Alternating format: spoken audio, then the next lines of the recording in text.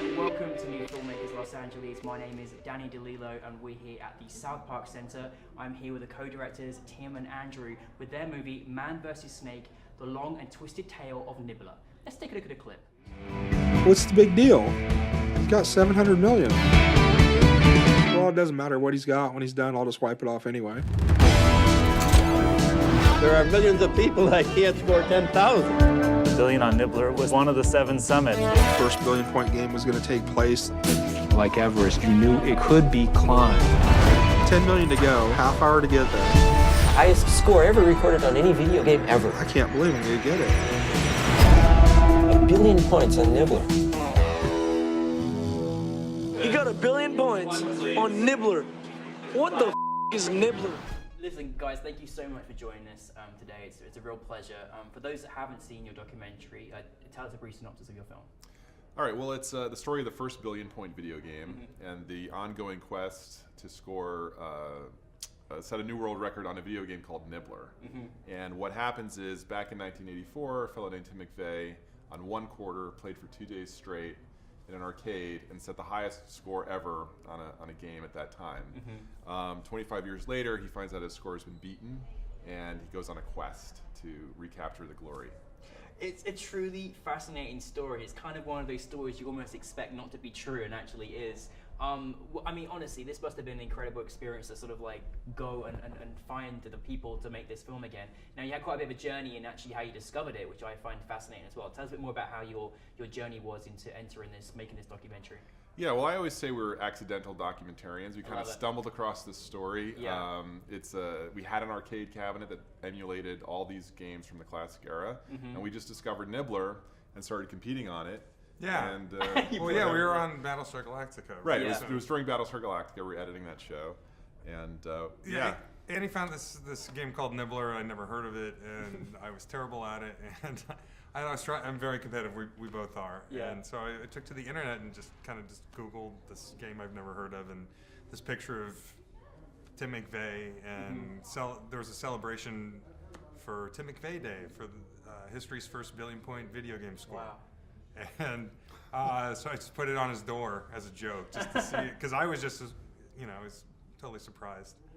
And right, and I came back from lunch and I found this poster on my door, and I thought, what the heck did Tim, and it seemed like a Photoshop trick or something, like he put some weird thing together. But I looked it up, and sure enough, this kid, Tim McVeigh, scored 1 billion points on a video game. And he was about our age, so he was a teenager back in the 80s. Yeah. And we loved playing games and still do. And so we just tried to find out what happened to Tim. Where is Tim? What happened to him? And it kind of grew from there. And the fascinating thing is you actually went on quite a quest to find him. Tell us a bit more about that journey. Oh, yeah. Well, it's the first thing we did was Google Tim McVeigh. He's from Iowa. Yeah. And we got a whole list in the white pages of about 25 Tim McVeighs in Iowa, and so we just started calling, say, hey, are you the Tim McVeigh who did history's first billion-point game? And click. No, stop calling me. I don't answer to telemarketers. Yeah. And eventually we found Tim.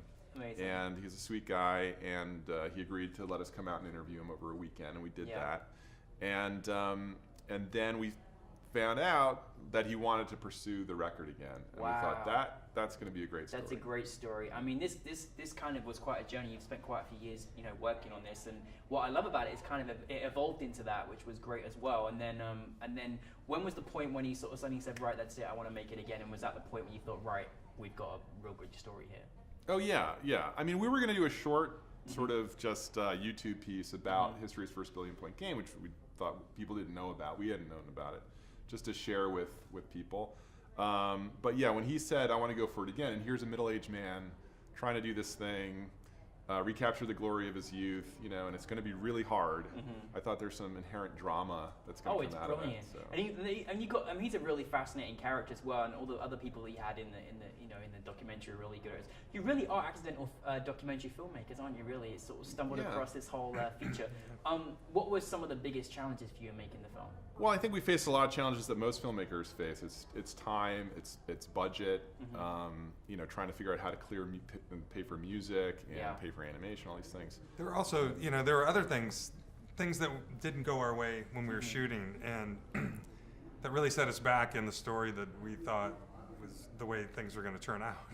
And they turned out to be really amazing plot points in the movie. Yeah. So a lot of the challenges we faced, we really just kind of went with them and followed the story. Right. Yeah. And I think you have to be open to that as a filmmaker, especially as a documentarian, to sort of see where things go. And if you think the story is going in one direction, it takes a turn. Don't be afraid to run after that. Yeah. Lean into it. lean Yeah. into that, yeah. And obviously you've got, a lot of footage over a lot of years, but thankfully you're all both very talented editors. But what was the kind of experience like as editors to kind of like celebrate this story? Well, yeah, I mean, we sort of just gathered footage as we went along, cut little pieces here and there. I cut some pieces, Andy cut some pieces, but really, at the end, it was just really working together and really trying to really shape the story in the best way possible.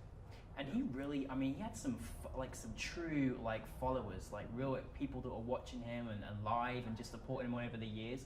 It's kind of a fascinating world, isn't it? This sort of world of people that supported him when he won his billion, but then all the people 25 years later that also followed his journey as well. Yeah, well, the great thing about the internet is that all these subcultures can exist. Yeah, there was no Facebook Live then, was there? That's right. Well, yeah. Back in the day, right? Yeah. It was these publications, right? There were the American video game publications that had scores, and the Italian, and that's how they found out about each other months after the fact. These days they have these online scoreboards and forums, so like-minded people can find each other right away, and it's kind of great for people that have niche interests. Yeah. Well, you've had a great response from lots of different audiences, and what's it like when suddenly, from a poster on your door to having your feature screen at NewFilmmakers LA, what is that experience like for you as accidental documentary filmmakers? We've come full circle. You've come full circle. No, it's incredible because when you're for many years it was just Tim and I trying to figure out did we have a movie and working on it together, and there's dark moments where you think, oh my God, it's never going to get finished, or how are we going to figure this out? So to actually complete it and screen it for people and have it appreciated and be at a film festival like NewFilmmakers LA, it's just amazing. Yeah, it's incredibly rewarding. Yeah. Well, thank you so much. As I said, I wanted to go out and literally fill my house with 80s video game consoles, and it's probably going to happen thanks to your film. Now, obviously, you both work together in television. It's fantastic, and just also what's very exciting is that this fantastic Man vs. Snake is going to be on all of the streams, including Netflix. So that's congratulations on that. That's a great achievement. But what's next for you both individually or together? Well, we're continuing to work on our television projects as editors, and we're looking for another documentary project or narrative project to do together. Yeah. Well, I think you both work very well together, and thank you very much for sharing your film, and best successes with all the future projects.